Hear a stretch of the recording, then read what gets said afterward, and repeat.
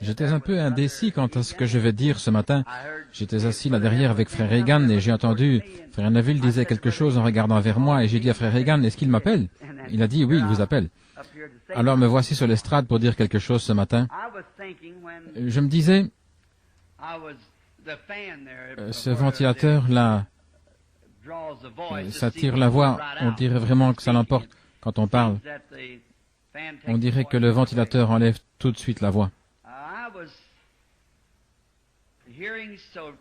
J'entendais un témoignage quand j'étais là dans mon bureau pour prier pour cette femme au téléphone, et celle qui avait reçu le message a oublié de noter la ville de l'endroit où il fallait appeler, le message de l'épouse du docteur Morrison. Et je vais simplement vous dire ce que j'ai fait pour votre prière, à vous tous, et la mienne. J'ai posé les mains sur le téléphone, et j'ai montré du doigt le numéro de l'endroit où c'était, et j'ai demandé au Saint-Esprit d'aller vers cette femme. Si je pense qu'il écouterait ça autant que s'il ferait, et puis j'ai simplement raccroché, et il se pourrait que ce soit comme ça, que le Seigneur voulait que ce soit, vous voyez. Il se pourrait que ce soit mieux comme cela. Et alors j'ai entendu les témoignages pendant que j'étais là. Quelqu'un qui disait que Sœur Rook, je crois que frère Neville a dit qu'elle avait un genre de dépression mentale. Accrochons-nous à Dieu pour cela. En se souvenant de ceci, Dieu connaît les siens. Il connaît tout à leur sujet. Vous entendez bien là derrière? Sinon, il y a des places vides ici devant. Vous pouvez changer de place si vous voulez.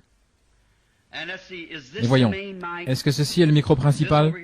Celui-ci, c'est le micro principal? Ok. On va voir si on peut le rapprocher un tout petit peu. Et si on le plaçait juste ici, Jean? Comme ça, ce serait très bien.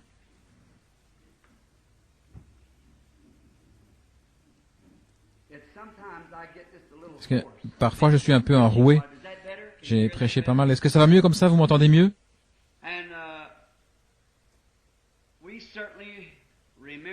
Certainement, nous voulons nous souvenir d'eux dans la prière. Et nous voudrions signaler les réunions glorieuses.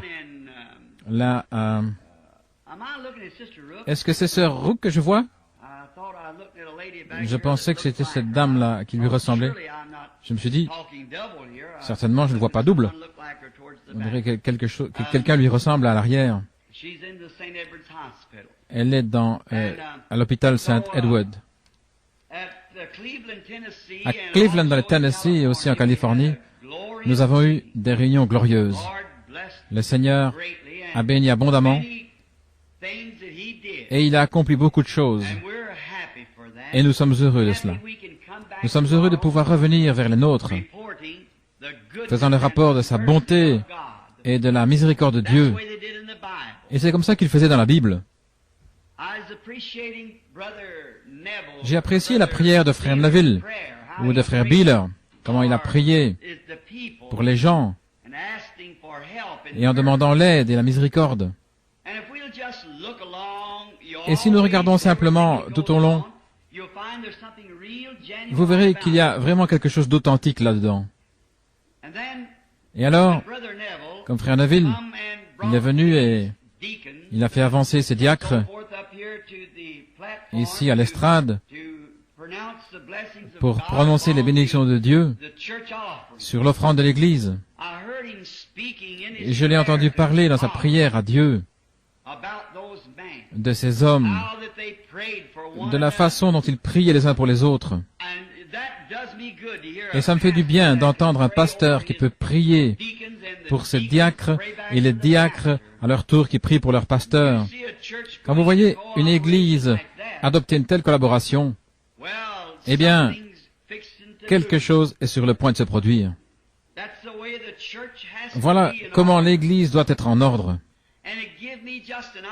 Et ça m'a donné une idée pour un sujet. J'avais l'intention de parler de la bénédiction à Kadès et du refus d'écouter le rapport des espions. Mais alors je me suis ravisé, j'ai décidé de parler de quelque chose d'autre. Et maintenant, en ce qui concerne la guérison, il y a juste un petit témoignage que je voudrais donner. J'espérais voir mon garçon Billy là derrière. Il a ça dans sa poche.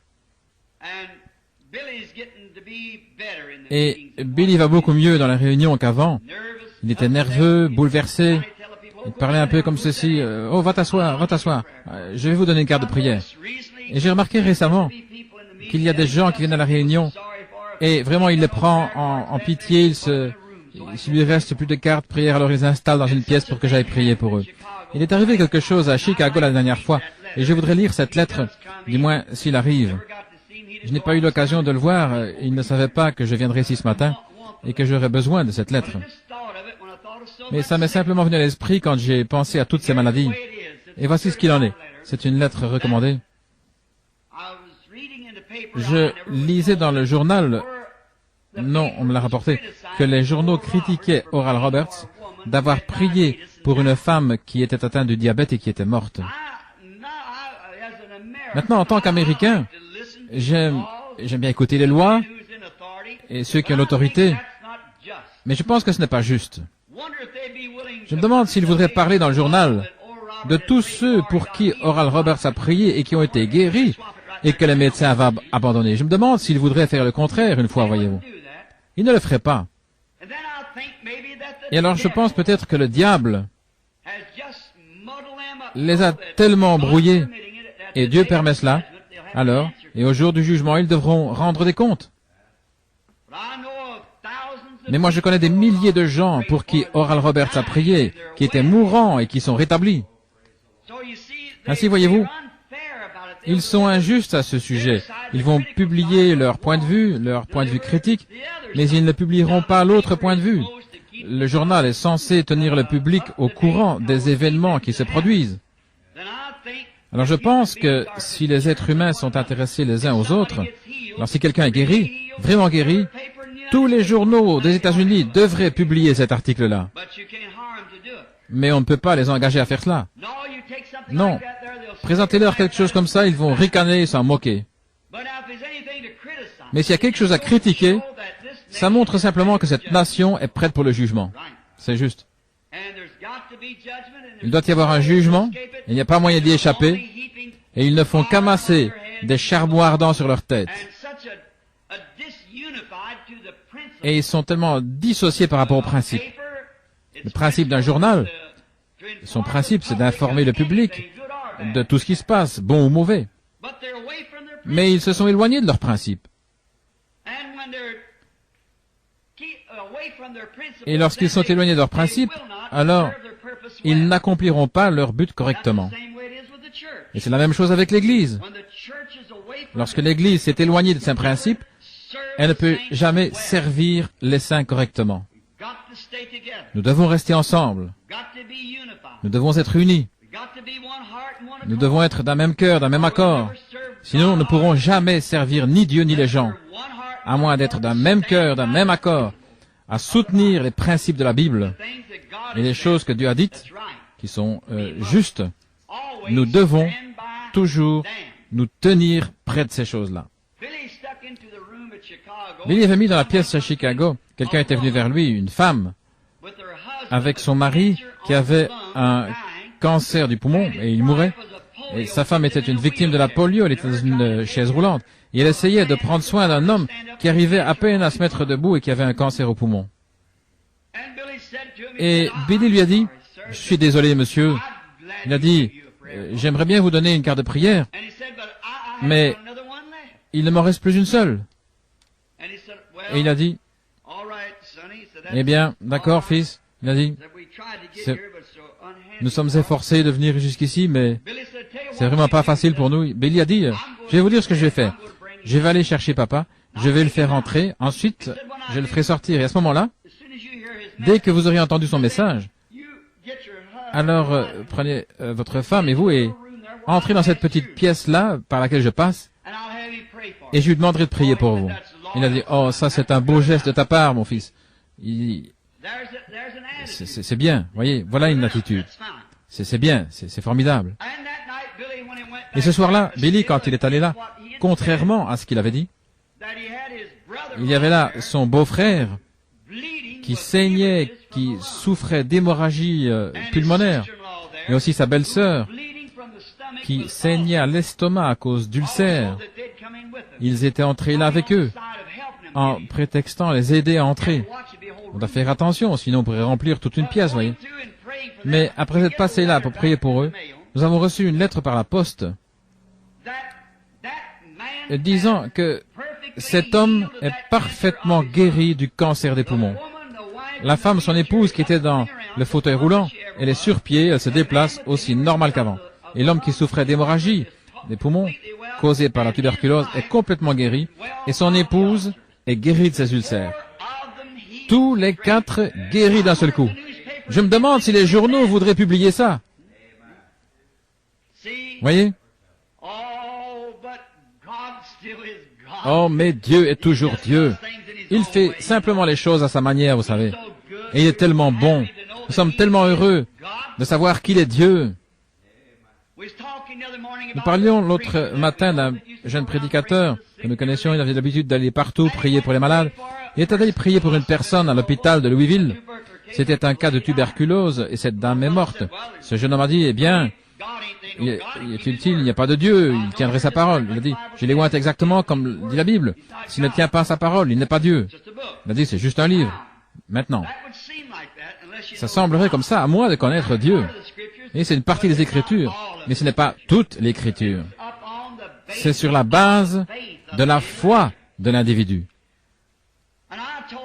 Et j'ai dit à ma femme, j'ai dit, il s'est passé tant de choses qui me le font savoir. Je sais pas ce qui va m'arriver à la fin. Il se pourrait que je suive la même voie. Si jamais Dieu retirait sa main miséricordieuse sur moi, eh bien, je suivrai la même voie. Mais tant qu'il gardera sa main de miséricorde sur moi, je resterai sous sa conduite, je continuerai. Mais j'ai demandé à Méda et j'ai dit, qui était dans la chambre ce matin-là après la vision où j'ai vu ma petite fille Sharon? En fait, l'autre jour, j'ai failli m'évanouir. J'étais dans la rue et vous connaissez mon histoire de la vision que j'ai eue. Je regardais, j'ai vu venir près de moi une jeune fille qui descendait la rue ici à Jeffersonville, tout à fait exactement comme cette vision. J'ai dû me serrer les mains. Elle ressemblait tellement à la vision que j'avais eue de ma petite Sharon. Il y avait une jeune femme là. Et après cette vision ce matin-là, quand dans la gloire, Hope me disait, elle avait le bras autour de mes épaules, elle disait, ne te fais pas de soucis pour nous, Bill. Nous sommes mieux comme cela. Je voulais me suicider. Et elle a dit, ne te fais pas de soucis, promets-moi que tu ne te feras plus de soucis. Et j'ai dit, je ne peux pas promettre ça à Hope, parce que je me fais du souci, c'est plus fort que moi. Et je suis sorti de la vision, j'étais debout là, dans cette chambre sombre. Et c'était pas une vision, ni une imagination, mais son bras était encore autour de moi. Et elle me tapotait. Et je me suis dit, attendez une minute. Je ne savais pas comment l'appeler à ce moment-là, une vision, j'appelais cela une transe.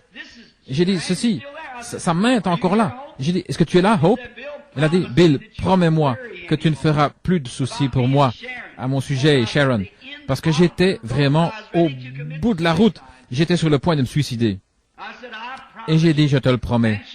Et elle m'a serré dans ses bras. Elle m'a tapoté avec sa main. Et puis j'ai dit, Hope, où es-tu? J'ai avancé à tâtons jusqu'à ce que j'ai saisi la petite chaîne de la lampe. J'ai tiré, j'ai cherché partout, j'ai inspecté les chaises pour voir s'il était là.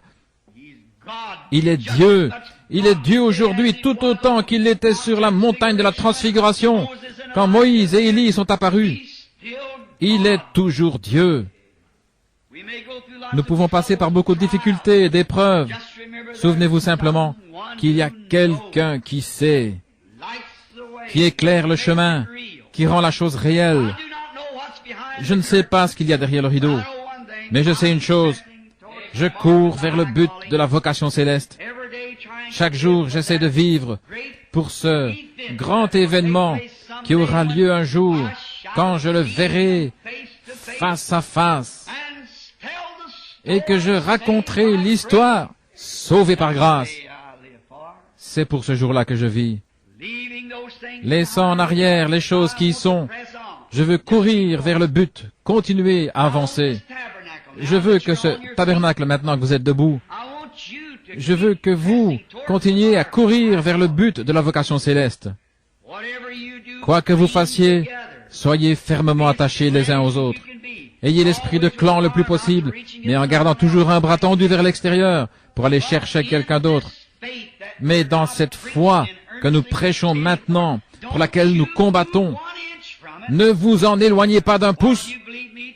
Si vous croyez que je suis son serviteur, ceci est le programme de Dieu. Ce ne sera jamais dans la majorité, ce sera toujours la minorité. Ça a toujours été et ce sera toujours comme ça. Mais souvenez-vous, il est écrit, ne crains pas, petit troupeau, car c'est la bonne volonté de ton Père de te donner le royaume. Maintenant, il y a un groupe d'offices dans notre Église, des diacres, des administrateurs, surveillants de l'école du dimanche, pasteurs, selon l'ordre établi dans notre Église. Et vous êtes les gens qui avez élu ces offices et ces pasteurs. Je suis simplement le surveillant général, je suis là pour veiller à ce que tout se déroule bien, pour donner des conseils, ainsi de suite. Et c'est vous qui élisez votre pasteur, qui élisez vos administrateurs, qui élisez vos diacres, qui élisez chaque office qu'il y a dans l'Église. C'est vous, les gens. Et c'est votre devoir de vous tenir près de ces hommes. Oui. Ils vont faire des erreurs. Ce sont des hommes, des mortels. Ils feront des erreurs. Mais si le président des États-Unis commet une erreur, est-ce qu'on va le renvoyer comme président? On oublie ça et on va de l'avant.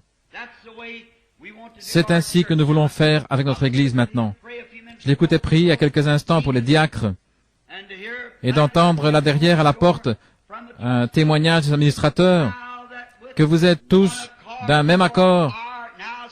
Maintenant, restez comme ça maintenant, souvenez-vous. Restez avec ces administrateurs, diacres et pasteurs. Et souvenez-vous, une fois que vous êtes unis comme cela, souvenez-vous que ce sont les affaires du diable de faire en sorte que cette unité soit brisée. Ça a toujours été et ce sera toujours ainsi. Voyez. Mais soutenez vos frères, ces offices. Voilà ce dont je voulais parler. Et aussi, j'ai un tableau d'affichage ici ce matin concernant la réunion des conseils et les autorités. On mettra ça sur le tableau d'affichage. J'ai une copie pour frère Robertson, qui est le président des administrateurs. Et j'ai aussi une copie pour frère Collins, je pense, qui fait fonction de président du conseil des diacres.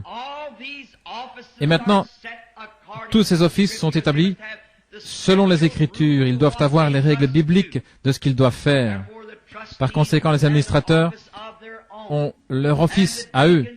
Et les diacres ont leur office à eux. Le surveillant d'école du dimanche a son office à lui. Et le pasteur est la tête du troupeau. Maintenant, selon chacune de ces fonctions, ils ont des choses en commun et je pense que vous ne devriez pas avoir vos réunions ensemble, mais séparément selon chaque fonction, parce que les diacres n'ont rien à dire aux administrateurs, à moins d'avoir quelque affaire à leur soumettre. Et vice-versa, les administrateurs sont responsables des finances, de ce qui concerne le bâtiment, ils n'ont rien à voir avec les diacres. Les diacres sont les policiers de l'Église et les assistants du pasteur. Et les administrateurs sont responsables de tous les biens. Les administrateurs n'ont rien à voir avec le côté spirituel et le diacre n'a rien à voir avec le côté financier. Par conséquent, ce doit être, et le surveillant de l'école du dimanche est responsable de son école du dimanche. Donc, j'ai tout ça rédigé et tapé à la machine pour qu'on puisse le mettre là au tableau. Nous allons aussi le mettre dans un cadre, la doctrine pour laquelle l'Église se tient, et nous allons l'afficher là, dans un cadre, les principes sur lesquels nous tenons, la doctrine de l'Église. Maintenant, pour être une Église, nous devons avoir une doctrine. Ne plantons pas de jalons en disant nous allons jusque-là et pas plus loin. Dans la communion fraternelle avec tout le monde, nous allons aussi loin que Dieu nous permettra d'aller dans ses Écritures avec les gens. Alors restez ensemble, soyez d'un même accord, d'un même cœur, et allez de l'avant pour Dieu. Voilà ce que Dieu veut que vous fassiez. Maintenant, prions. Ensuite, nous irons dans la parole. Ô précieux Seigneur, maintenant nous sommes sur le point de nous approcher de la parole divine ou la lecture de cette parole. Que ton Saint-Esprit nous interprète ce dont nous avons besoin. Et donne-nous de parler, Seigneur, et d'agir, de vivre, en sachant que nous sommes tous tes enfants par grâce, puisque tu nous as appelés. Qu'il y ait une communion fraternelle dans cette Église, car nous sommes sur le point d'émerger dans un grand mouvement. C'est ce qui nous semble qui va susciter d'autres ministres pour aller dans les champs de mission là-bas. Ou si tu devais m'envoyer dans différentes régions du monde pour y établir la foi, je pourrais alors présenter un ministre prêt, disposé, formé pour prendre la relève, et que la foi qui a été transmise aux saints une fois pour toutes et pour laquelle nous nous tenons bravement devienne un cercle autour du monde. Accorde le Seigneur. Que ce petit tas de mauvaises herbes, c'est ce que c'était le jour où nous l'avons consacré, que ce soit une église qui s'élève ici, Seigneur, d'où sortiront des ministres et des évangélistes, et des docteurs et des missionnaires qui iront vers toutes les régions du monde. Nous voudrions demander ce matin une bénédiction spéciale pour notre frère et notre sœur Stricker qui souffrent en ce moment. Mais nous savons que nous devons tous subir ces épreuves. Chaque fils qui vient à Dieu doit être châtié, mis à l'épreuve, et si nous abandonnons facilement et que nous faisons demi-tour, alors nous sommes des enfants illégitimes et non les enfants de Dieu. Donne à frères et sœurs Stricker la force et la puissance pour qu'ils restent à leur poste, quitte à devoir mendier leur nourriture, mais que ta main bénissante soit sur eux. Car nous savons, mais il se pourrait que ce soit grâce à cet effort même que tu montres aux autochtones d'Afrique ce qu'est un vrai chrétien. Accorde le Seigneur maintenant et que tout se fasse selon ta volonté. Bénis ce pasteur, frère Neville. Nous prions, Seigneur, que tu fasses de lui un berger du troupeau, comme tu l'as fait dans le passé. Et nous n'oublions pas sa charmante petite épouse, qui est très malade. L'ennemi voudrait laisser frère Neville avec ce groupe d'enfants sans mère. Mais nous tenons là et nous plaçons notre foi par le sang de Jésus-Christ entre cet ennemi et notre sœur. Que ton esprit, Seigneur, soit grand sur elle, sachant que toutes les femmes sont destinées à traverser cette vallée des ténèbres de cet âge. Mais nous te prions d'être avec elle. Bénis ces petits-enfants. Elle sera nerveuse maintenant et agitée, mais que le Saint-Esprit soit à la porte de la miséricorde en tout temps pour cette famille. Bénis notre conseil des administrateurs, notre frère Wood et notre frère Egan, frère Robertson, et tous les autres, Seigneur, les diacres, les administrateurs, et tous ceux qui œuvrent ensemble dans l'Église. Nous te prions, Seigneur, de leur donner exercer leur mandat dans la sainteté et dans la justice. Bénis, Seigneur, ceux qui ont exercé des fonctions dans le passé. Et nous te prions de continuer à être avec nous tous, de sorte qu'on nous connaisse comme une Église qui œuvre dans l'unité, dans l'esprit et dans l'amour du Seigneur. Nous te prions maintenant de nous dispenser la parole selon nos besoins, alors que nous lisons dans ta parole écrite, car nous le demandons dans le nom de Jésus. Amen.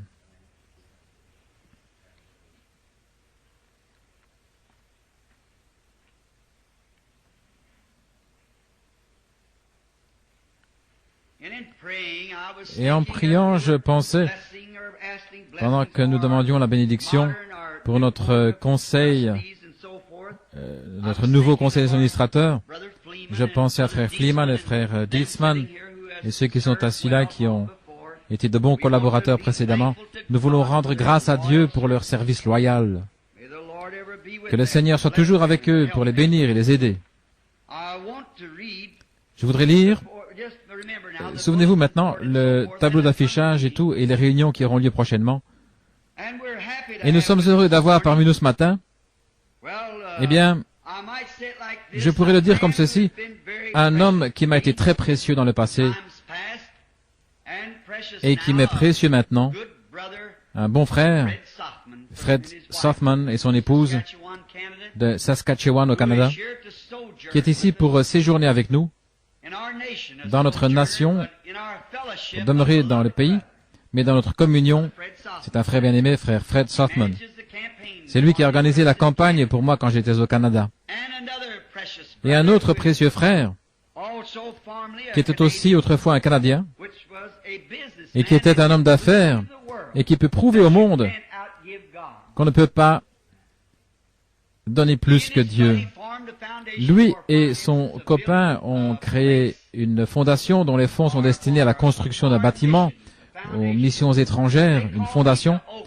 Ils m'ont fait venir à Oakland pour une réunion et ils ont dit qu'ils avaient l'argent, qu'ils allaient tout parrainer par leur fondation. Frère Fred et moi, nous avions essayé ça avec de l'argent que frère Fred avait et je n'avais pas voulu accepter à titre individuel. Nous avions décidé de donner ça aux Canadiens et de ne même pas prendre d'offrande, mais ce n'a pas été un succès. Les réunions se sont bien passées, mais parce que nous n'avions pas ramassé d'offrande, peu importe que l'Église vaille 100 milliards de dollars, vous voyez, et on doit quand même à Dieu de ramasser une offrande. Ça fait partie de l'adoration. Et vous voyez ça, et autant que je suis contre l'argent et ces choses-là, j'ai découvert que quand un homme a tort, autant admettre qu'on a tort. En effet, frère Fred et moi, nous avons constaté que ça n'a pas vraiment donné un bon résultat. Et frère Borders, quand j'ai quitté frère Fred et que je suis allé vous rencontrer à Oakland, j'ai dit, mais faites surtout pas ça. Faites passer le plateau d'offrande. Prenez une offrande. Que ce soit, mettez-le dans votre fondation pour une autre réunion quelque part. Et avant la fin des réunions, frère Borders et ses amis sont venus me dire, tout ce que nous avions mis dans la réunion a déjà été recueilli. Et puis il y a quelques jours, il a organisé une réunion à San José en Californie, où il a réuni, je pense, 60 ou 70 églises dans la vallée. Toutes les différentes confessions qui ont collaboré, nous avons eu une convention formidable. Nous y sommes retournés. Nous allons y retourner en novembre. Nous sommes heureux que vous soyez parmi nous, frère Borders et frère Fred, assis là-bas. Et ces hommes sont peut-être inconnus à vous tous, mais ils ont été des frères précieux pour moi sur les champs de mission, combattant pour la foi pour laquelle nous nous tenons. Que Dieu vous bénisse, frère. Nous sommes contents de vous avoir avec nous ce matin dans ce petit tabernacle. Il n'est pas grand-chose à regarder, mais il y a quelque chose ici. Nous savons que Dieu habite ici, voyez. Alors nous sommes heureux pour cela. Et il y a d'autres précieux frères, si j'avais le temps, je les mentionnerais, qui sont avec nous aujourd'hui. Maintenant, je suis dans l'anticipation et je prie, c'est que dans les jours qui viennent, le Dieu voulant, je voudrais aller, je me sens conduit, je ne l'ai pas encore annoncé, la prochaine réunion dans l'Ohio pour être avec Sullivan au terrain de camping très prochainement. C'est seulement un trajet d'environ 160 km pour aller là. Et je pense, Jean, quelque chose comme ça, ce serait un beau voyage si vous n'avez rien de prévu pour vos vacances, si le Seigneur continue à nous conduire. Un homme très bien, frère. Sullivan. C'est le maire de la cité. C'est le maire de la ville, là. Un ex-maire. C'est un homme du Kentucky à l'ancienne mode. C'est tout ce que je peux dire de lui. Quand je l'ai rencontré l'autre jour, tous les deux, nous avons grandi là-bas dans les montagnes du Kentucky. Il m'a dit, est-ce que tu as toujours ton asafétida autour du cou, Billy? Vous savez, vraiment qu'il y a du Kentucky. Maintenant, non, je ne vais pas manquer d'égard envers mes frères du Kentucky. Frère Jeffrey et les autres. Ouais, je suis du Kentucky aussi, vous savez. Et je vais vous dire une chose comme ça. Nous ne sommes pas du Kentucky, nous ne sommes pas non plus des Américains. Nous sommes des pèlerins et des étrangers. Nous cherchons une ville à venir, une cité. Maintenant, pour la lecture, lisons dans le livre de l'Exode pendant quelques minutes. Je voudrais lire au chapitre 23, au verset 20, jusqu'au verset 23 inclus. Et je voudrais tirer un sujet ce matin, de ceci plutôt, une délivrance totale. Je ne serai pas long. J'attendais pendant que vous preniez le livre et le chapitre. Voici, j'envoie un ange devant toi pour te protéger en chemin et pour te faire arriver au lieu que j'ai préparé. Tiens-toi sur tes gardes. Obéis à sa voix. Ne le provoque pas, parce qu'il ne pardonnera pas tes transgressions, car mon nom est en lui. Je suis sûr que l'Assemblée sait qui était cet ange. Mon nom est en lui. Et si tu obéis à sa voix, et si tu fais tout ce que je te dirai, alors je serai l'ennemi de tes ennemis et l'adversaire de tes adversaires. Car mon ange marchera devant toi et te conduira chez les Amoréens et les Hétiens, les Phérésiens, les Cananéens, les Éviens et les Jébusiens, et je les exterminerai. Que le Seigneur bénisse sa parole, alors que nous parlerons maintenant pendant quelques minutes, s'il vous plaît. Je pensais à ce sujet, une délivrance totale. L'Église a été dans la minorité. Elle le sera toujours quant aux membres, jusqu'à ce que Jésus vienne. Mais elle vit en dessous des privilèges que Dieu lui a donnés. Si seulement nous savions que ceci est l'Église du Dieu vivant, non pas le Branham Tabernacle, mais le Branham Tabernacle en est simplement une partie. Il y a d'autres tabernacles semblables, d'un bout à l'autre du pays. Frère Snelling, ce soir, il va avoir un service de baptême. J'ai oublié, frère Curtis m'avait dit de l'annoncer. Il m'avait dit hier, il va avoir un service de baptême. S'il y a quelqu'un ici qui n'a pas encore été baptisé, eh bien, frère Snelling serait heureux de le faire ce soir. C'est au tabernacle de la sainteté à Utica. Et frère Junior Jackson à New Albany. Et il y en a beaucoup d'églises semblables d'un bout à l'autre du pays. Mais nous vivons tous, on dirait plus ou moins comme si nous étions vaincus. J'ai entendu frère Neville annoncer ce matin, j'étais là derrière, c'est que ça m'est venu à l'esprit, que les gens, semble-t-il, s'éloignent de la délivrance. Ça semble être quelque chose que les gens ont vu et alors ils mettent ça de côté, eh bien Dieu peut le faire, mais ce n'est pas la bonne attitude. Maintenant Moïse, quand il a été appelé par Dieu,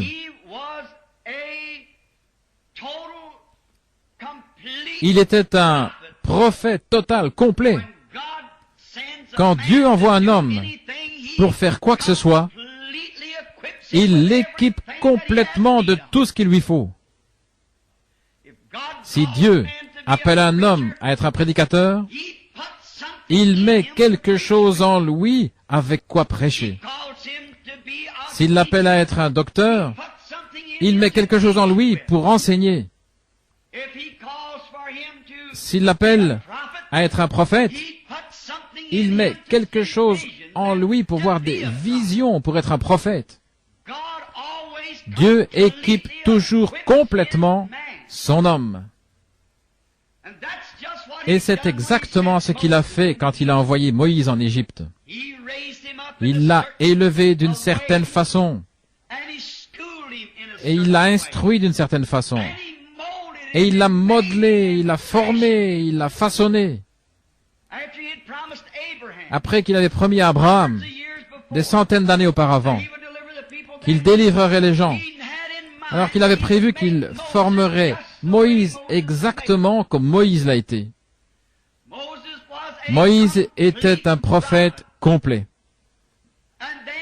Et alors, puisqu'il était un prophète complet, tout comme vous, si vous êtes un chrétien, Dieu ne fait pas de demi-chrétiens. Dieu fait des chrétiens complets. Dieu ne fait pas de demi-prédicateurs. Mais le prédicateur peut être un demi-prédicateur. Et Dieu fait de ses enfants des chrétiens, mais parfois ils sont des chrétiens à moitié. Seulement ce n'est pas l'intention de Dieu qu'ils soient comme cela. Ce sont leurs propres voies qui se sont mêlées au plan de Dieu pour leur vie. Et c'est pour ça qu'ils sont comme cela. Dieu ne veut pas qu'ils soient des demi-chrétiens ou des demi-prédicateurs, faisant des compromis de part et d'autre. Il veut qu'ils se tiennent complètement dans la brèche. Maintenant, Moïse, Dieu avait fait de lui un prophète complet pour une délivrance complète. Et Moïse s'était complètement abandonné dans les mains de Dieu. C'est la raison pour laquelle il était ce qu'il était. Il était tellement complet en Dieu au point que Dieu pouvait avoir confiance en lui. Je me demande ce matin si en tant que chrétien, si nous avons abandonné notre propre volonté et si nous sommes complètement abandonnés à Dieu, à tel point que Dieu peut avoir confiance en nous, dans la position où il nous a placés. Je me demande ce matin, si moi-même, si je pourrais être tellement abandonné à Dieu, au point que Dieu puisse avoir confiance en moi, avoir confiance en Frère Neville, avoir confiance en notre conseil des administrateurs, les diacres, des membres de notre Église. Nous avons tous une place et nous avons un devoir. Le ministre a une place. Son devoir, c'est de se tenir là et de prêcher les richesses insondables de Christ sans faire de compromis. S'il est appelé à être un prédicateur, il n'épargnera rien envers personne. S'il est appelé à être un prédicateur, et le membre de l'Église, il est appelé à être un membre de ce groupe-là. Alors il ne fera aucun compromis. Si l'Église croit qu'on ne doit pas jouer à des jeux d'argent, alors ce membre ne touchera jamais un jeu de cartes. Nous ne croyons pas à la boisson, alors il tournera complètement la tête de la boisson. Si nous ne croyons pas dans les jeux d'argent ou fumer, les membres de cette Église ne devraient jamais toucher une telle chose. Dieu donne une délivrance complète. Lorsque il le fera si nous nous abandonnons complètement à lui. Si nous nous remettons complètement entre ses mains, alors Dieu pourra vivre en nous. Christ, l'espérance de la gloire. Il pourra se refléter en nous alors que nous nous enlèverons du chemin. Alors nos pensées seront ses pensées. Pouvez-vous imaginer Christ fumer un cigare? Pouvez-vous imaginer Christ en train de boire ou de jouer aux cartes? Alors si votre esprit est une partie de son esprit, il veut qu'il en soit ainsi par votre confession, mais vous permettez au diable d'entrer et de prendre le contrôle. Et pendant tout ce temps, tout au fond de votre cœur, vous savez que vous avez tort en faisant ces choses. Et lorsqu'un membre parle mal d'un autre, vous savez que c'est mal. Vous avez reçu l'ordre de prier les uns pour les autres. Et non pas de parler en mal les uns contre les autres, mais de vous aimer les uns les autres. Et si quelqu'un est abattu, relevons-le, aidons-le. Alors, ça fera de nous un groupe de croyants unis. Maintenant, quand nous n'obéissons pas à ça, alors nous n'obéissons pas à Dieu et nous ne plaisons pas à Dieu. Ainsi donc notre Église, les gens ne peuvent pas prospérer, l'Église ne peut pas avancer. C'est parce que nous sommes désunis. Comme Jésus l'a dit, un peu de levain fait lever toute la pâte. Maintenant, si le conseil de l'Église, ou par exemple les diacres, s'ils venaient dire que nous devrions construire un nouveau tabernacle, si c'est le vote des diacres, si on a consulté les administrateurs qui n'ont pas l'argent pour le faire, alors ils auront un programme de construction comme nous avons maintenant. Alors c'est présenté à l'Assemblée générale comme on devrait le faire, toute l'Église étant souveraine. Et puis si l'Église vote en faveur du nouveau tabernacle, alors nous devrions tous ensemble collaborer à la construction de ce nouveau tabernacle. Franchement, moi-même, quand ils m'ont parlé d'un nouveau tabernacle, pour moi, j'étais contre cette idée-là. C'est juste. J'ai dit, nous n'avons pas vraiment besoin d'un nouveau tabernacle. Je vais probablement m'en aller très bientôt, puisque le Seigneur m'a montré... Alors à quoi bon avoir un nouveau tabernacle? Nous n'avons pas l'argent pour cela. Ensuite, je suis venu. J'ai considéré le sentiment de l'Église, que l'Église, en majorité, semblait le vouloir. Alors qu'est-ce que j'ai fait? J'ai sacrifié mes propres pensées et je me suis rallié à l'Église. Bien sûr. Faisons-le, c'est ainsi que nous tirons au sort, comme ça que c'était dans la Bible. Comme l'Église votait, la souveraineté, les groupes de gens, ils se réunissaient. L'union fait la force. Et donc j'ai dit, certainement, si c'est ce que l'Église veut, si c'est ce que Dieu veut, il a plus d'autorité par le vote de tout un groupe de gens que par moi, parce que je n'ai aucune vision pour dire que ça ne devrait pas être. Alors nous allons nous rallier à l'Église et nous avancerons avec l'Église. Et je donne mon appui à ça pour faire tout ce que je peux, oui, pour donner un coup de main à l'Église. Ça devrait être le motif de chaque chrétien et de chaque personne dans l'Église. C'est de nous unifier et de nous serrer les coudes. Ce pourquoi l'Église vote, c'est ce que nous devrions soutenir. Alors, disons par exemple qu'on veut modifier quelque chose dans l'Église. Eh bien alors, si les administrateurs veulent ça, si quelqu'un veut ça, les diacres, s'ils veulent modifier quelque chose, alors on présente ça devant l'Église, alors l'Église est réunie. Et si notre idée là-dessus semble un peu différente de celle de l'Église tout entière, alors sacrifions cette idée. Parce que c'est le seul moyen par lequel nous pouvons rester unis. Et si cette Église continue simplement à avancer comme maintenant, et si elle s'unit, Dieu, il n'y a pas de limite à ce qu'il fera. Si nous restons collés ensemble, nous devons rester collés ensemble. C'est comme ça que nous voulons être. Complètement les uns avec les autres. Et alors tellement complètement entre les mains de Dieu. Alors nous devons avoir un homme dont nous croyons qu'il prêche la parole de Dieu. Si cet homme ne le fait pas, alors allez chercher quelqu'un qui le fait vraiment. Voyons la position que nous devons avoir. Et si le conseil des administrateurs ne veut pas soutenir ce qui est juste, alors c'est votre devoir d'élire quelqu'un qui défendra ce qui est juste. Et après avoir fait ça, alors soutenez-le. C'est à vous d'y voir. Soutenez-le.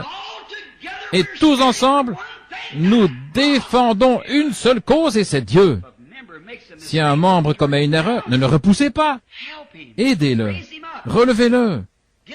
Réunissez-vous. Ayez un entretien les uns avec les autres. Voyez ce que les Écritures disent. Quand nous commettons une erreur, allons près de Dieu. Avant d'aller près de Dieu, nous devons aller près de la personne que nous avons offensée. Et j'ai dû faire cela. Et dernièrement, et je sais que j'avais mal agi, j'avais menti. J'avais incité ma femme à mentir. Je crois que je vous en ai parlé ici à l'église. C'était il y a quelques jours, il n'y a pas longtemps, environ 6 semaines. Les avocats m'avaient tellement perturbé avec cette enquête que je ne savais plus trop où j'en étais. Je venais de rentrer du bureau pour dîner et le numéro de téléphone privé a sonné et Méda est allée répondre au téléphone, elle a mis sa main sur le combiné, elle a dit, ce sont les avocats. Où je pouvais plus supporter une autre. On dirait que je suis en train de perdre la tête, je perds la raison. Il me presse par ici, il me presse par là. Et je dis, je ne peux plus le supporter. Et je me suis levé d'un bond et j'ai dit, dis-leur que je ne suis pas là. Et je me suis précipité derrière la maison. Et quand je suis revenu, Méda est très consciencieuse pour ces choses. Elle est venue me voir à la porte, elle était au bord des larmes. Elle a dit, Bill, est-ce que c'était la bonne chose à faire? Vous savez comment vous êtes. Je sais, moi, comment je suis. J'ai dit, bien sûr, je n'étais pas là à ce moment-là. Je savais que Dieu m'avait condamné pour ça. J'ai dit, j'étais pas là à ce moment-là. Mais elle a dit, mais tu étais là quand il a appelé. Cet après-midi-là, je suis allé prier pour un bébé malade. Et avant de quitter la maison, le téléphone a sonné de nouveau. Et le petit Joseph est allé vite saisir le téléphone. Il a dit, papa, tu veux que je leur dise que tu n'es pas là? Voyez-vous comment le péché corrompt? quel genre de famille on aurait là à la fin? 1 Jean, chapitre 5, au verset 21. Si notre cœur ne nous condamne pas, alors nous avons de l'assurance devant Dieu. Mais si notre cœur nous condamne, comment pouvons-nous avoir de l'assurance devant Dieu? Nous savons que tant que nous avons un péché qui n'est pas confessé, il ne nous exaucera jamais, il ne nous entendra pas. C'est fort, mais l'Église a besoin de ces choses. Alors, je me suis mis à prier pour ce bébé. Et au moment où j'allais lui poser les mains, le Seigneur m'a repris, il a dit, « Tu as dit un mensonge. Tu n'es pas digne de prier pour ce bébé. » Je me suis détourné de cet homme et j'ai dit, « Monsieur, attendez ici. Je dois aller rectifier quelque chose. » J'ai appelé l'avocat. Je suis allé au bureau. Je l'ai fait venir et j'ai dit, « Écoutez, monsieur, j'ai dit un mensonge. J'ai fait mentir ma femme. Elle a dit que je n'étais pas là et je m'étais précipité derrière la maison. J'ai confessé ça et je lui en ai parlé. Il s'est avancé, il a mis les mains sur mon épaule et il a dit, « Frère Branham, j'ai toujours eu confiance en vous, mais maintenant, j'ai plus confiance que jamais. » Un homme, il a dit, qui est prêt à réparer cet tort. Je lui ai dit, je me suis mis à prier pour un bébé et le Seigneur me condamnait vraiment dans mon cœur parce que je savais que j'avais mal agi. Alors le lendemain, ma femme m'a dit, où vas-tu? J'ai dit, je viens à ma caverne. Je suis allé à ma caverne, au nord de Charlestown, là où je vais depuis des années. J'y suis entré et j'ai prié toute cette journée-là. Oh Dieu, ne me laisse plus jamais faire une chose pareille. Pardonne-moi Seigneur. Car au moment où j'allais imposer les mains aux malades pour prier, là, j'ai eu la condamnation. Vers 3 heures de l'après-midi, je suis ressorti. Il y avait un gros rocher juste là. Je suis monté sur ce rocher et je regardais vers l'est, les mains en l'air. Je louais le Seigneur. C'était tellement calme là. J'ai dit, Seigneur, si seulement une fois tu es passé près de Moïse, il a dit, quand tu l'avais caché là dans le creux du rocher, et ça ressemblait au dos d'un homme, j'ai dit, voudrais-tu le faire encore une fois, Seigneur, pour me faire savoir que je suis pardonné? Et j'ai dit, si tu veux bien m'aider pour me mettre quelque chose à l'esprit, j'ai dit, Seigneur, je ne suis pas très fort mentalement, parce que je n'ai pas d'instruction. Et j'ai dit, et j'essaie de te servir, tu connais mon cœur, et je n'aurais pas dû faire cela, je voulais pas faire ça. On aurait dit que j'étais en train de perdre la tête tellement j'étais nerveux. Et j'ai fait ça sous l'impulsion du moment, quand Satan m'a pris au piège. Et j'ai dit, si tu m'as pardonné, alors permets-moi de te voir, Seigneur. Et Dieu est mon juge, juste à côté de moi, dans un petit coin des buissons. Il y a eu comme un vent qui s'est mis à soulever un tourbillon. Il est venu directement le long de la paroi de la caverne où j'étais. Il est reparti à travers les bois. Oh frère, une paix qui surpasse toute intelligence qui m'a envahi. Et j'ai crié, j'ai pleuré, j'ai poussé des cris. Je sais que mes péchés m'ont été pardonnés. Voyez-vous, j'étais désuni avec Dieu. Je ne pouvais pas obtenir la délivrance de ce bébé. Et le lendemain même, un homme qui est venu de Chicago, un homme remarquable, un catholique nouvellement converti, les valvules de son cœur avaient enflé comme une chambre à air gonflée et on voulait les inciser depuis longtemps. C'est ce qu'on voulait faire, mais il ne leur permettait pas. Finalement, il a obtenu un entretien. Ces entretiens, on reste là jusqu'à ce qu'on ait découvert ce qui ne va pas. Et cet homme venait à peine d'entrer que le Saint-Esprit, alléluia, remonté dans sa vie. Il en a ressorti quelque chose qu'il avait fait quand il était enfant de cœur à l'église catholique. Il a dit, c'est la vérité. C'est la pure vérité. Il a dit, voulez-vous dire que c'était la seule chose retenue contre moi? Et j'ai dit, c'est la seule ombre que je vois dans votre vie. Il est reparti, il a dit au médecin, il a dit, très bien, préparez tout maintenant, nous allons voir l'opération. Le médecin a dit, nous allons vérifier de nouveau ce cœur. Il a examiné, il a dit, vous n'avez pas besoin de cette opération. Oui, si notre cœur nous condamne, nous voulons une délivrance totale. Nous ne voulons pas être une demi-église, nous voulons être une véritable église. Ou pas d'église du tout. Nous voulons être des chrétiens véritables ou pas de chrétiens du tout.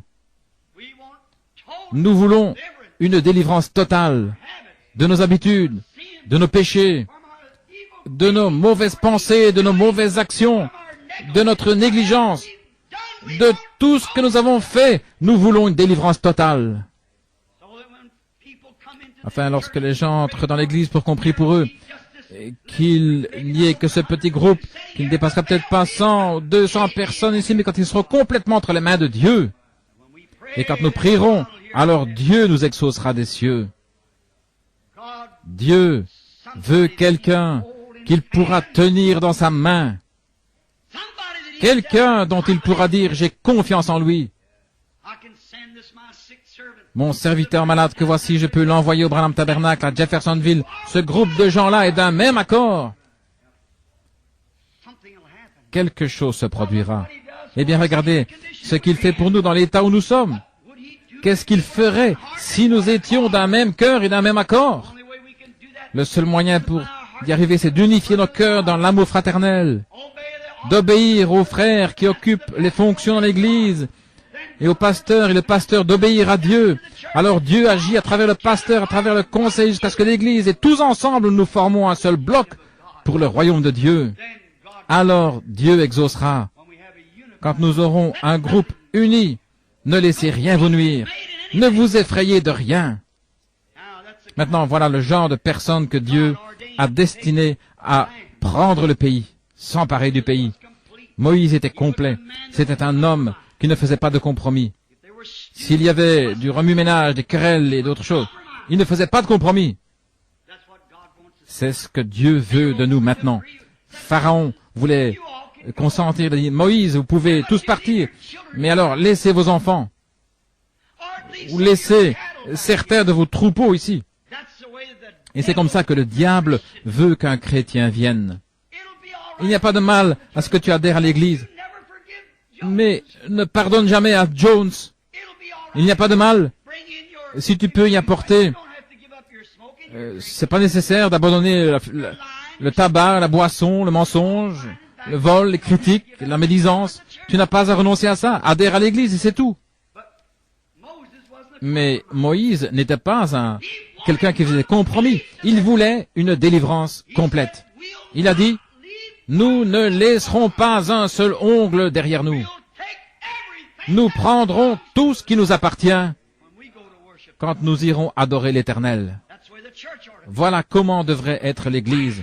Nous prendrons la justice, nous prendrons la sainteté, nous prendrons le Saint-Esprit, nous prendrons un groupe unifié quand nous irons à l'autel. Nous serons un vrai groupe, nous ne laisserons rien derrière nous. Nous prendrons tout. Il ne restera pas un seul ongle ici. Vous savez, les gens peuvent prier de telle sorte que le diable soit obligé de lâcher prise. C'est comme ça que Moïse et son groupe ont fait. Ils sont arrivés là, ils se sont mis sous le sang. Vous avez remarqué, il n'y a pas eu de délivrance totale tant qu'ils ne se sont pas mis sous le sang. Moïse lui-même, il était unifié à Dieu, mais Israël ne l'était pas. Il y avait encore du péché, et il murmurait contre Moïse.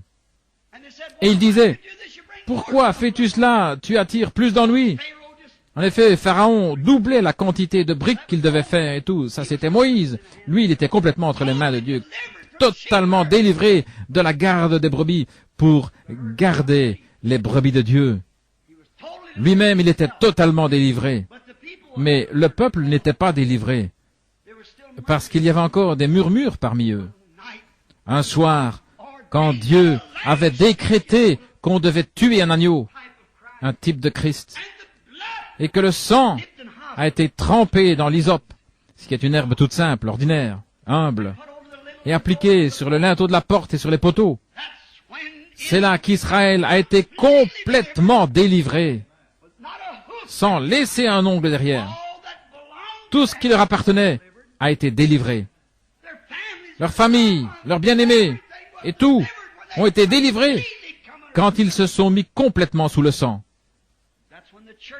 C'est là que l'Église sera complètement délivrée, quand tout aura été mis sous le sang, quand vos péchés auront été mis sous le sang, quand le fait de fumer, votre jeu d'argent, tricherie, votre vol, votre mensonge, quand tout aura été mis sous le sang, alors il y aura une délivrance totale.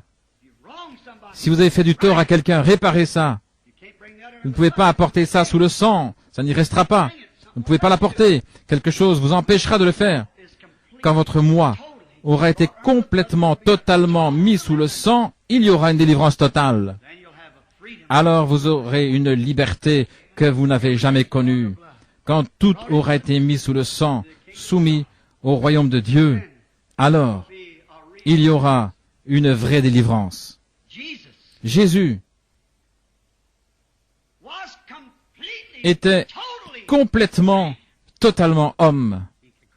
Il pouvait pleurer comme un homme. Il pouvait manger comme un homme. Il pouvait être fatigué comme un homme.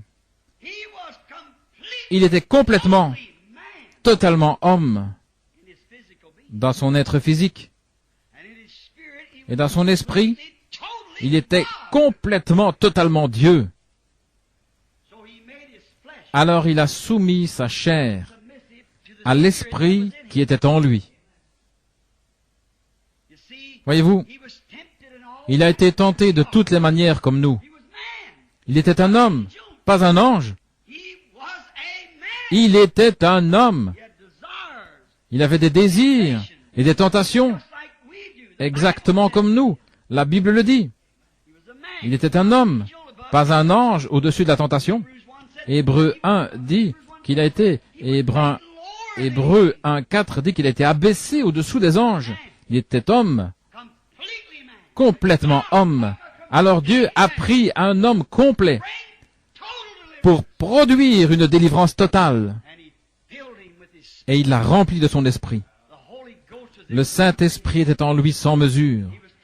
Et il a été tenté comme nous avons été tentés. Il était complètement Dieu.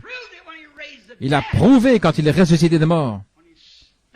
Quand il a arrêté la nature, les mers mugissantes et les vents violents. Quand il a parlé aux arbres et tout, ils lui ont obéi. Il était Dieu à l'intérieur. Et il aurait pu être un homme, car il était effectivement un homme. Mais il s'est totalement et complètement remis comme homme entre les mains de Dieu pour être au service de Dieu. Et il est notre exemple. Nous sommes des hommes et des femmes. Nous sommes aussi des chrétiens. S'il est notre exemple, remettons-nous complètement entre les mains du Saint-Esprit, afin d'être des sujets du royaume de Dieu. Il était totalement homme, totalement Dieu. Mais il a abandonné ses parties naturelles et ses parties physiques, sa propre pensée, ses propres actions, ses propres soucis. Il a déjà fait uniquement ce qui est agréable au Père. Voilà. Totalement délivré des êtres humains. Les sacrificateurs sont venus vers lui, les grands hommes, et ils disaient, « Rabbi, tel et tel. » Et ils ont essayé de l'acheter pour qu'il adhère à leurs affiliations et leurs dénominations. Mais il a été totalement délivré parce qu'il s'était confié en Dieu. Le psalmiste n'a-t-il pas dit, « Tu le délivreras, car il s'est confié entièrement en moi. » Voyez, je délivrerai mon unique des chiens parce qu'il s'est confié en moi. Alors, nous arriverons à la fin du voyage de la vie. C'est ce que je désire pour la mienne. Je sais ce que c'est ce que vous désirez pour la vôtre. Je désire qu'ils disent, je le délivrerai des mâchoires de la mort, car il s'est confié en moi. Je le délivrerai de la tombe, le matin de la résurrection. Je le délivrerai totalement, âme, corps et esprit, parce qu'il s'est confié en moi. Toutes les œuvres de Jésus étaient complètes. Tout était complet. Il délivrait totalement. Il a totalement délivré le lépreux de la lèpre. Il a totalement délivré la femme à la perte de sang, de sa perte de sang. Il a totalement délivré le monde du péché quand il est mort au jour de l'expiation. Il a totalement délivré tout péché. Il a délivré l'Église. Alors nous n'avons pas besoin d'être des gens qui vivent au-dessous de leurs privilèges. Nous n'avons pas besoin de vivre dans un état de défaite parce qu'il a vaincu le diable. Et il a pris toutes les dominations, les autorités et les a assujetties sous ses pieds. Alors elles n'ont aucun droit légal de régner sur vous. Nous sommes des chrétiens, remplis du Saint-Esprit. Nous n'avons pas à laisser le diable nous dicter sa volonté. Christ nous a délivrés. une délivrance totale. Il nous a délivrés du mal, il nous a délivrés du péché, il nous a délivrés des habitudes, du commérage, délivrés des propos injurieux, il nous a délivrés de toutes sortes de saletés. Il nous a totalement délivrés. Il nous a mis dans ses saintes mains une délivrance complète, totale. Il a délivré nos maladies. Il nous a délivrés de la maladie. En effet, nous avons un titre de propriété incontestable. Alléluia. Car il a été blessé pour nos transgressions et par ses meurtrissures, nous avons été guéris. Il est notre guérisseur. C'est pourquoi cette pauvre petite femme, victime de la polio, qui essaie de prendre soin d'un mari qui se mourait du cancer, elle est entrée dans les sphères de la présence de Dieu. Elle avait la foi. Les médecins avaient fait tout ce qu'ils pouvaient. Alors elle a suivi les instructions de Dieu et elle a été totalement délivrée. Les disciples ont une délivrance totale. Une délivrance absolument totale. Pourquoi? Parce qu'ils étaient complètement et totalement remplis du Saint-Esprit. Quand vous n'êtes qu'un membre d'église qui a serré la main du pasteur, ou qui a une petite expérience comme de sauter, pousser des cris, parler en langue, ou quelque chose comme cela, vous avez encore de la méchanceté dans votre cœur, des comportements bizarres, dire des mensonges, fumer la cigarette, convoiter les femmes. Il y a quelque chose qui ne s'est pas encore produit. Il y a quelque chose qui ne va pas, car celui qui aime le monde ou les choses du monde, l'amour de Dieu n'est pas en lui. On vous a induit en erreur. C'est à leurs fruits que vous les reconnaîtrez. Nous voulons tous ensemble, nous unifier au Saint-Esprit. Tous les membres devraient s'unifier les uns aux autres. L'amour de Dieu est répandu dans nos cœurs par le Saint-Esprit. Il nous purifie de toute iniquité. Nous sommes délivrés des choses du monde. Jésus a dit, « À ceux-ci tous connaîtront que vous êtes mes disciples, si vous avez de l'amour les uns pour les autres. » Quand un membre aime tellement l'autre membre qu'il donnerait sa vie pour lui. Quand une vilaine chose commence, que le monde extérieur, certaines femmes vous disent, « Voyons, donc ma chère, ça voudrait mieux que tu fasses ceci ou cela, que tu portes ceci, que tu fasses cela, ou que tu fasses ceci, que tu sortes avec cette bande exaltée. » Nous sommes tellement unifiés avec Dieu. Vous direz, eh bien frère Branham, c'est une tentation très forte. Mais c'est pour ça que Christ est mort. Le diable est vaincu. Nous voulons une délivrance totale. Nous voulons une église qui est pure, propre, sans mélange, lavée dans le sang de l'agneau et remplie du Saint-Esprit avec des signes, des prodiges et des miracles. Pour délivrer totalement chacun. Cher Dieu, tu n'acceptes quelque chose à moins que ce ne soit totalement délivré. Tu ne pourrais pas recevoir le sacrifice qui a un défaut. Tu ne recevras jamais une prière d'une personne qui a du péché quelque part dans sa vie. Tu ne peux simplement pas le faire, Seigneur. Tu ne l'as pas fait dans les âges passés. Tu ne peux pas le faire aujourd'hui.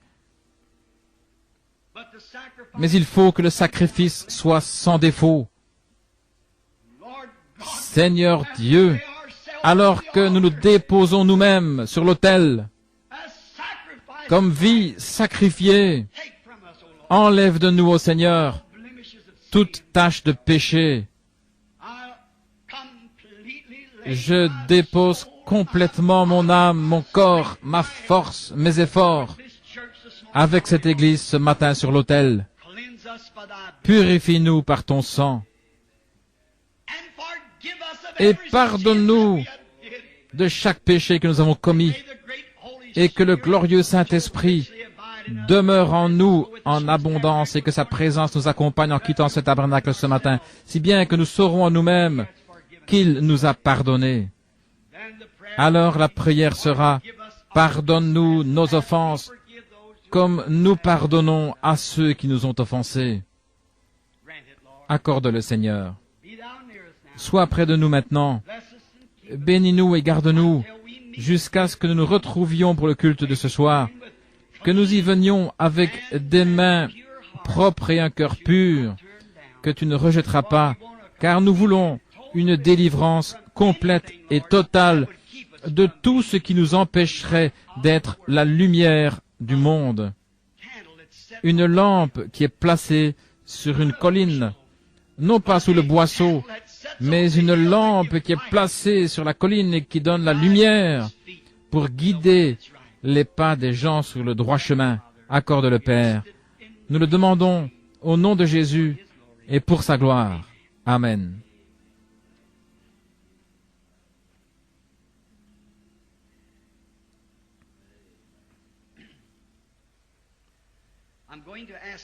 Je vais demander à Doc,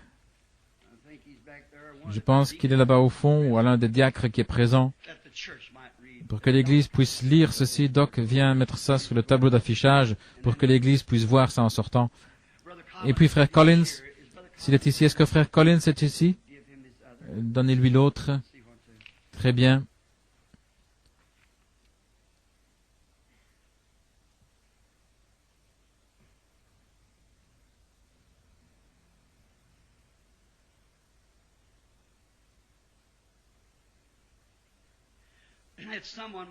C'est quelqu'un qui voudrait avoir un entretien. Et ça, c'est toujours accordé. Nous sommes contents. Et des entretiens, j'en ai. Voyez-vous, la chose que vous devez faire, c'est d'appeler à notre numéro là-bas. Nous avons eu tant d'ennuis à la maison, l'Église le sait. Et ce sont des nouveaux venus. L'Église est au courant. On devrait mettre un petit bout. Je vais demander qu'on affiche ça dans l'Église pour ceux qui viendront. Voyez-vous, il y en a tellement que nous ne pouvons pas nous occuper de tout.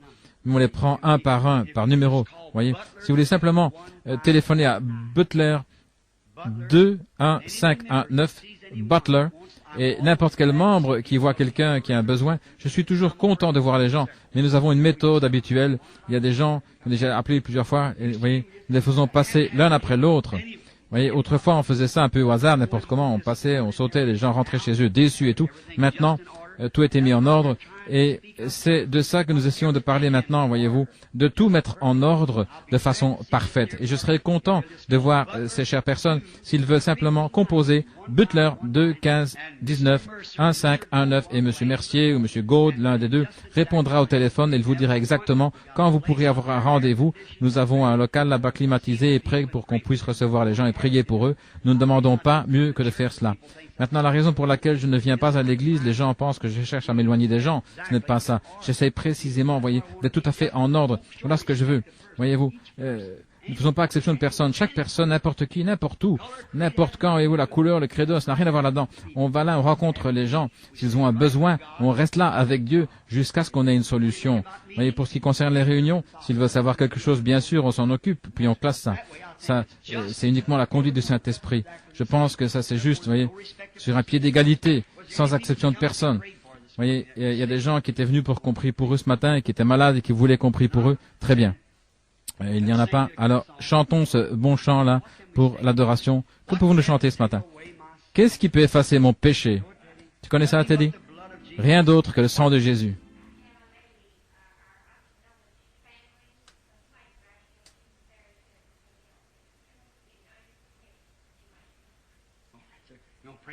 Très bien, nous voulons prier pour elle maintenant.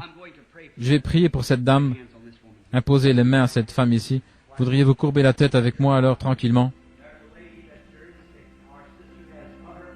Dieu bien-aimé, il y a une dame qui est très malade, notre sœur présente son corps, même pour enlever un cancer des autres, à se tenir la brèche pour les autres. Mais tu l'as délivrée de ça, Seigneur, il y a quelques jours quand ces choses ont été connues.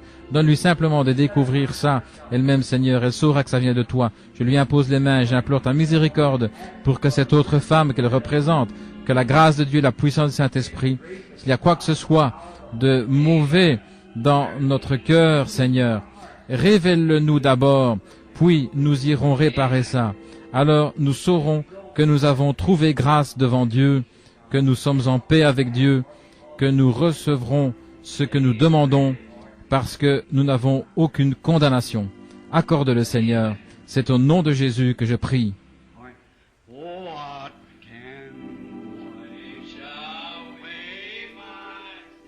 Qu'est-ce qui peut effacer mon péché?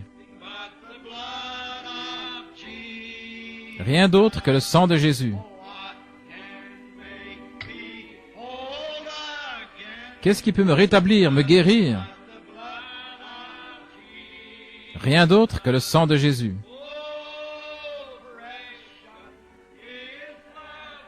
Oh, précieux est ce flot qui me rend blanc comme neige. Je ne connais pas d'autre fontaine, rien que le sang de Jésus. Combien sentent que tous leurs péchés sont sous le sang? Chantons-le avec nos mains levées maintenant. Qu'est-ce qui peut laver mon péché? Rien d'autre que le sang de Jésus.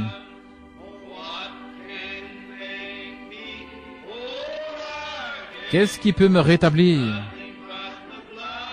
Rien d'autre que le sang de Jésus.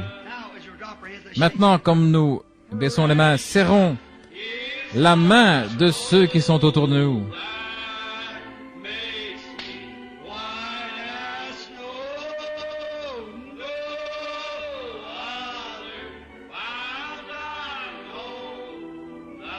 Je ne connais pas d'autre fontaine, rien d'autre que le sang de Jésus.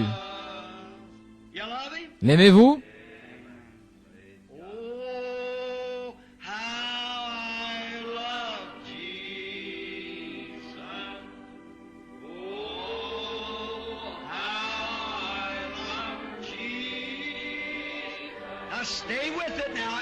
Maintenant, tenez-vous-en à ça là, tout le monde. Accrochez-vous à Dieu.